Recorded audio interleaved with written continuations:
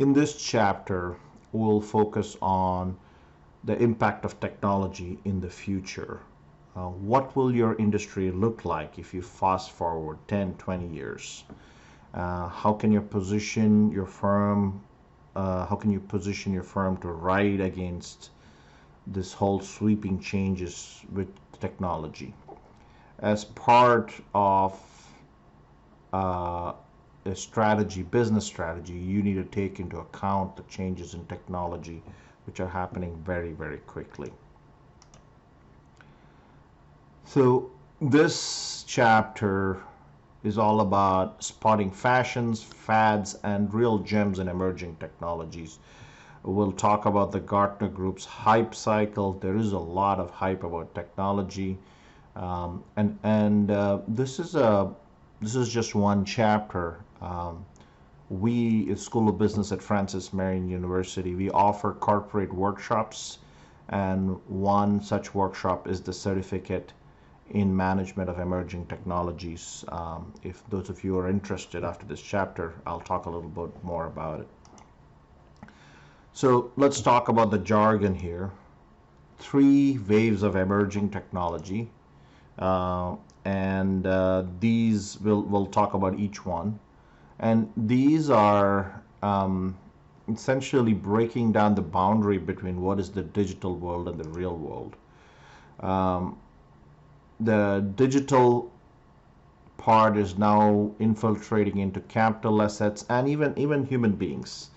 And the transformation is happening in multiple scales. I mean, it's in huge scales and also very tiny versions. You want to use the term signal to noise ratio because there is a lot of noise about technology, and it's basically a substance to hype ratio. So there's a lot of hype about technology. When it first starts, it's supposed to bring about world peace and solve all human problems. And then there is disillusionment, and then finally we figure out what it can do and what it cannot do. We're going to use the word artificial intelligence, which allows computers to mimic human reasoning. And we're going to talk about timing. The timing misjudgment is the premature use of emerging technologies before the critical complements arrive. And of course, the belief that corporate IT cannot be cheap and strategic. And we've talked about it throughout this class about how we can make that. So let's fast forward 20 years down the line. How will your industry look like that? Look in 20 years from now. How can you reconceive bread and butter business as the evolution of IT outpaces our capacity to kind of control it? The trifecta of digitization, baking software, and the connectivity everywhere is really putting sweeping changes, and you need to be able to ride this wave.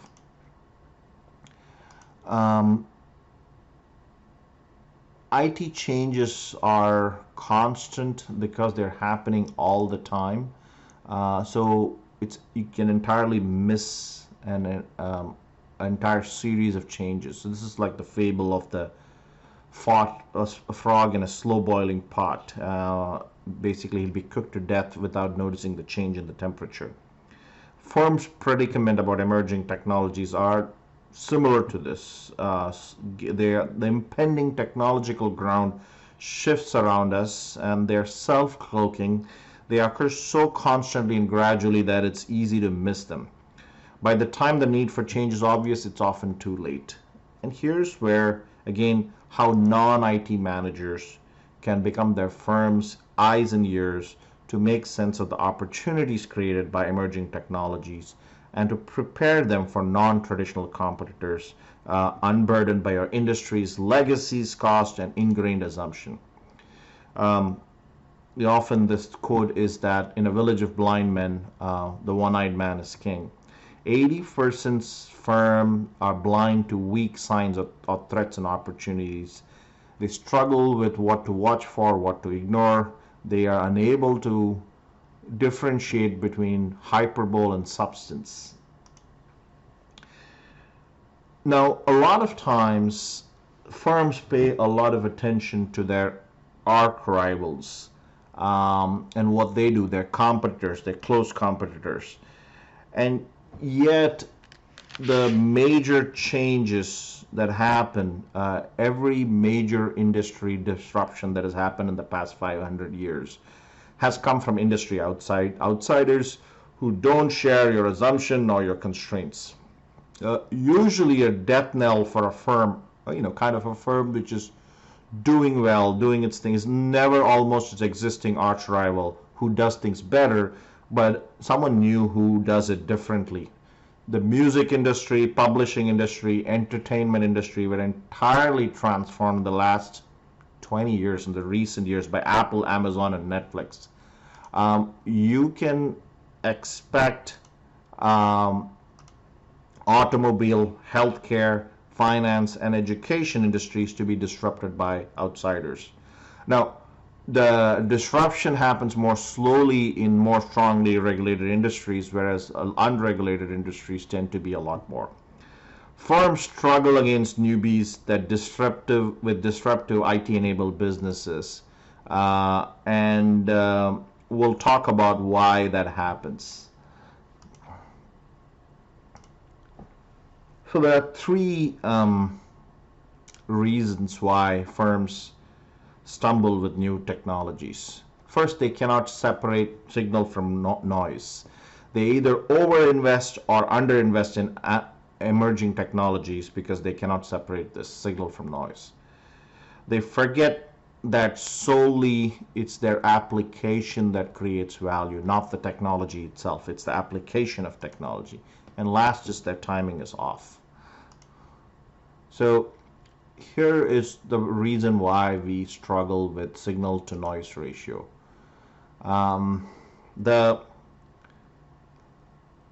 Usually when we first start, there's a lot of hype about a technology. So substance to hyperbole ratio is very low in the early stages.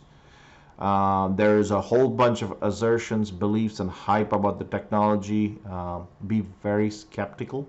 Kind of look at it very carefully.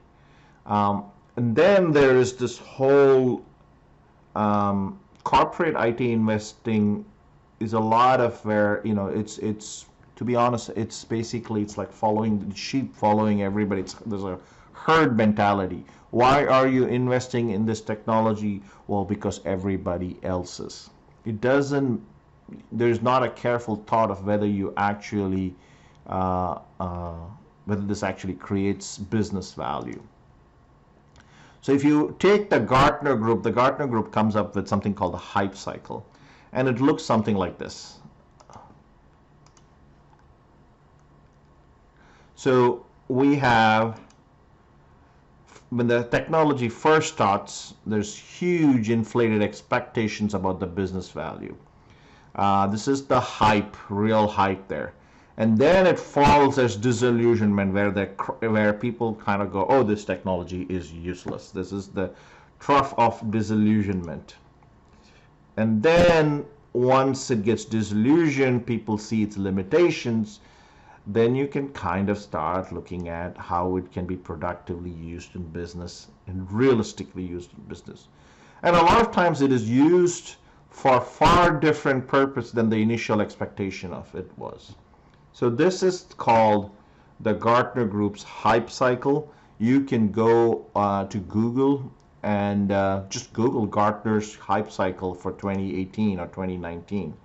So here's the hype cycle and here's the actual potential. And you can see different technologies would be kind of posted here. So here we have the Gartner's hype cycle, and as you can see, here's your expectations and time, the innovation trigger, peak of inflated expectations, the trough of disillusionment, we have the slope of enlightenment, and the plateau of productivity. So here, take a look at this. This is an interesting hype cycle, and we can look at for 2018. Here is where we have different kinds of technology. For those of you who are interested, flying autonomous vehicles, cultured artificial tissue, smart dust, 4D printing, exoskeletons. All these are in the innovation trigger. There's a lot of hype about this. Deep neural networks, quantum computing, right? Things which are coming through the trough of disillusionment. You get carbon nanotubes, virtual assistants, blockchain, autonomous driving level 4, mixed reality, connected home. So people are figuring out, here are some of the limitations. They started figuring out limitations here. And you can see here, autonomous driving has been around for, plateau will be reached in more than 10 years, whereas virtual assistants expected to move a lot faster. There's nothing which is less than 2 years. Also, trough of disillusionment, right now at the bottom is smart fabrics and augmented reality. So they expect that this would take, what, 5 years? This will move a little bit slow. So it kind of looks at the pace at which this is going to move right to this point. So take a look at this. I think this is very interesting. And well, now let's get back to the presentation.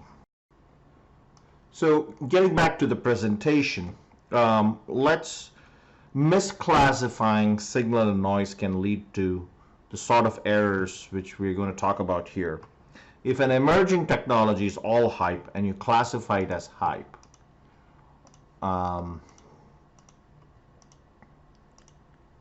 so if it is noise and you classify it as noise, that's your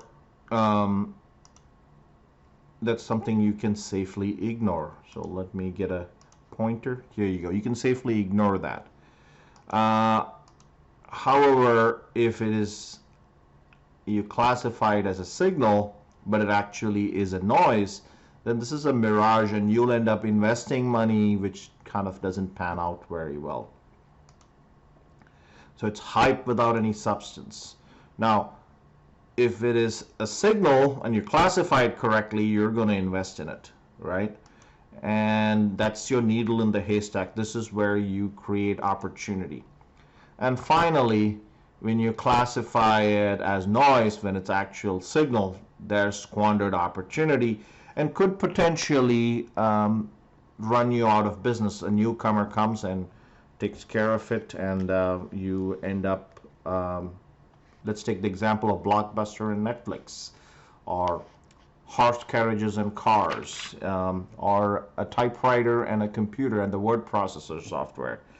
So these were all where you have your cameras which had film, Kodak, and they produced film, and then you have digital cameras, and they kind of said, oh, this is just noise, but actually it was a signal. That was a squandered opportunity.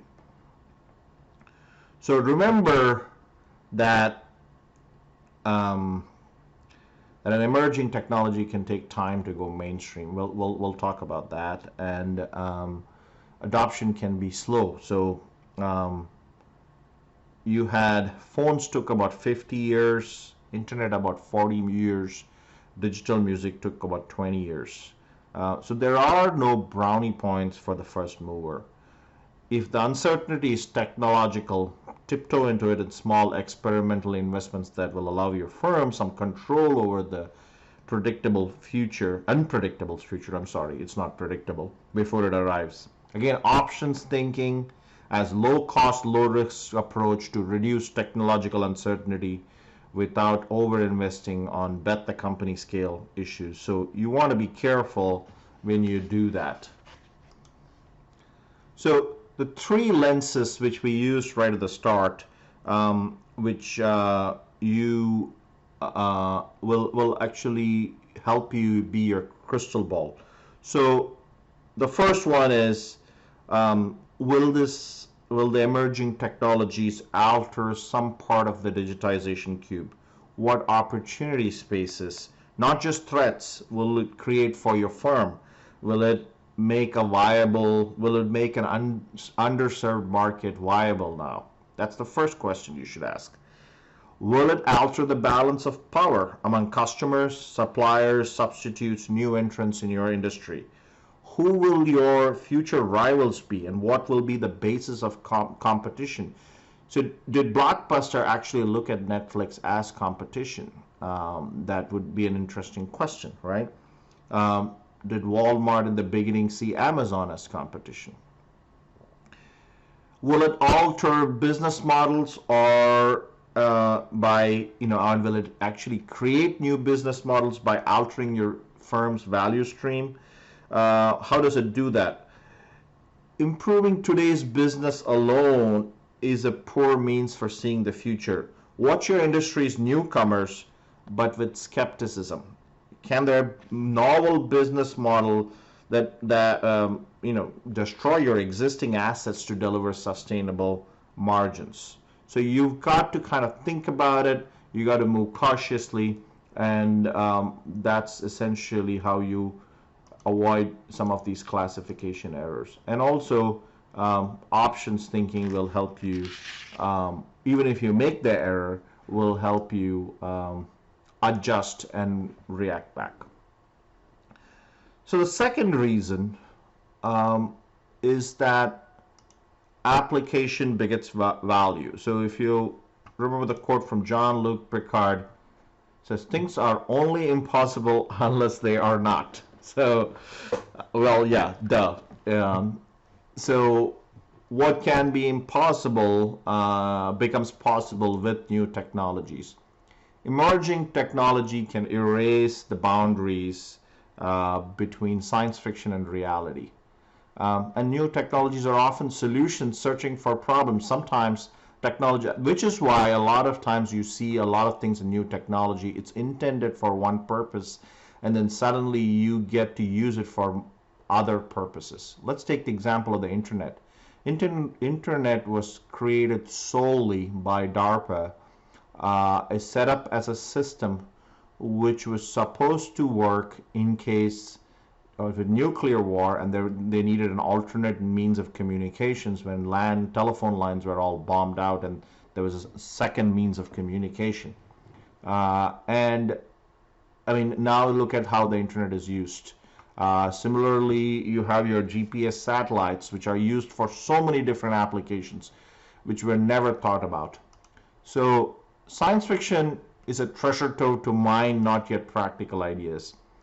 New business models must first be imagined by non-IT managers, who are often curators of new business technologies. When someone has to connect the dots, you need to know what the dots are.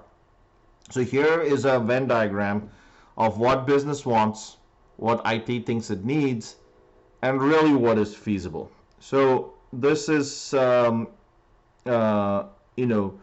many industry rattling innovations have really come from science fiction. So emerging technologies really expand what is feasible. If what is feasible becomes a larger circle, it expands the path of what is feasible. So let's look at some examples of science fiction inspired reality. In the 1927 movie Metropolis, we looked at robots, and now we have robots. 1964, we had the Star Trek communicator, and now we have cell phones. We had Star Trek replicator, and now we have 3D printers. We still can, it's still not exactly as that, but it's very similar. Space Odyssey looked at tablets. We had Star Trek holodeck, and now we have augmented reality. We have the Star Trek Borg, and essentially, if you look at the internet, the Wikipedia as a hive mind. So here you have the Borg, that's Wikipedia. Total Recall had self-driving cars, which are now reality. Minority Report brings the gesture interface. So here is an example. Space Odyssey was in 1968, and now we have the iPad. Here's the Star Trek communicator and the iPhone. Dick Tracy in 1931 had watches, and now we have the iWatch, watches that could speak. Here's the Borg, and then we have Wikipedia. So think about all the things science fiction has actually predicted, and it's become reality now. So the third reason is that there are misjudgments in timing. So first reason that we struggle is we can't separate signal from noise. Second reason where new technologies are solutions waiting for problems. And the third reason is timing misjudgments. Sometimes early investments in IT fail before because they're complementary technologies that would make them worthwhile have not yet arrived. If they are too early in the market, they never move past niche appeal. Early movers like Apple Pay and Google Wallet failed to live up to their expectations because few stores accepted them. Stores did not have compatible readers there. They also misjudged who their competition was. Their competition was not other electronic payment systems, but a rather combination of credit cards and credit card readers which everybody had. Similarly, early smartphones by Palm and digital music players by Creative arrived before we had inexpensive data networks and legal music contents which were widely available. And yet when iPhones and Android phones, 1 billion of each were sold in 2016, and iPods, about 400 million were sold by 2016, came years later, they succeeded phenomenally.